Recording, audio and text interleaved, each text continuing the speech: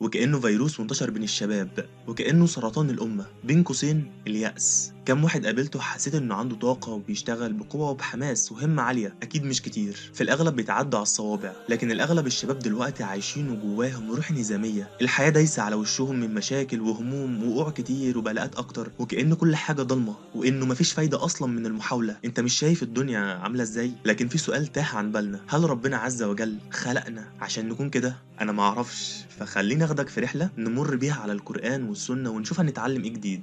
اسمع كده: ولا تهنوا ولا تحزنوا وأنتم الأعلون إن كنتم مؤمنين. خدت بالك؟ لا تهنوا ولا تحزنوا. طب خلينا نتحرك من سورة آل عمران وننطلق لسورة التوبة. اسمع كده: إلا تنصروه فقد نصره الله إذ أخرجه الذين كفروا ثاني اثنين إذ هما في الغار إذ يقول لصاحبه لا تحزن إن الله معنا.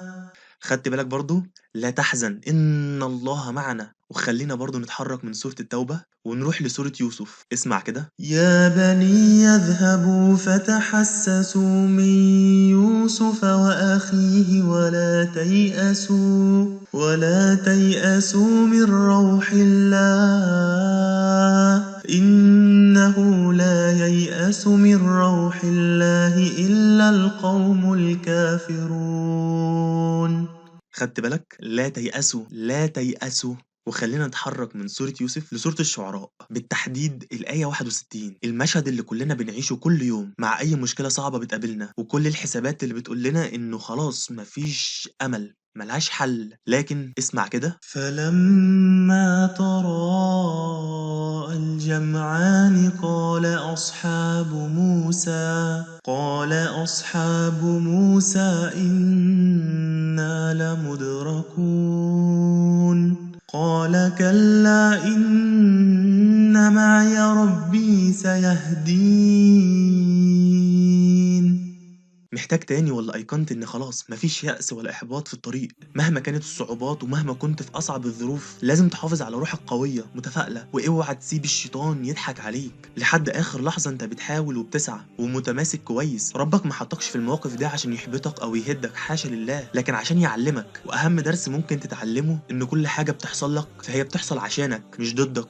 ده يخليك فاهم ان كل المشاكل دي عشانك، عشان تساعدك، او حد عشان يتغفر لك ذنوبك، او تعلمك وتخليك اقوى وتعلمك الصبر. لكن اياك ثم اياك انك تقف او تهمد. طالما فيك نفس حاول مرة واثنين وثلاثة. حبيبك المصطفى صلى الله عليه وسلم قال: ان قامت على احدكم القيامة وفي يده فسيلة فليغرسها.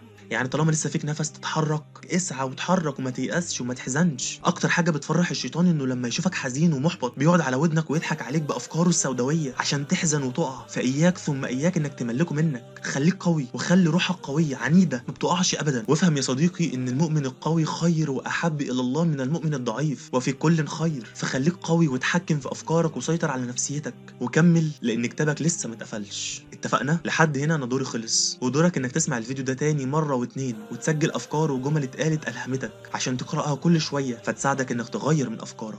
وما تنساش تساعدني في توصيل الفيديو ده لكل اللي تعرفهم، جايز حد محتاج يسمع حاجة تفوقه. فخليك شريك معايا في الاجر ودعمنا. يلا سلام.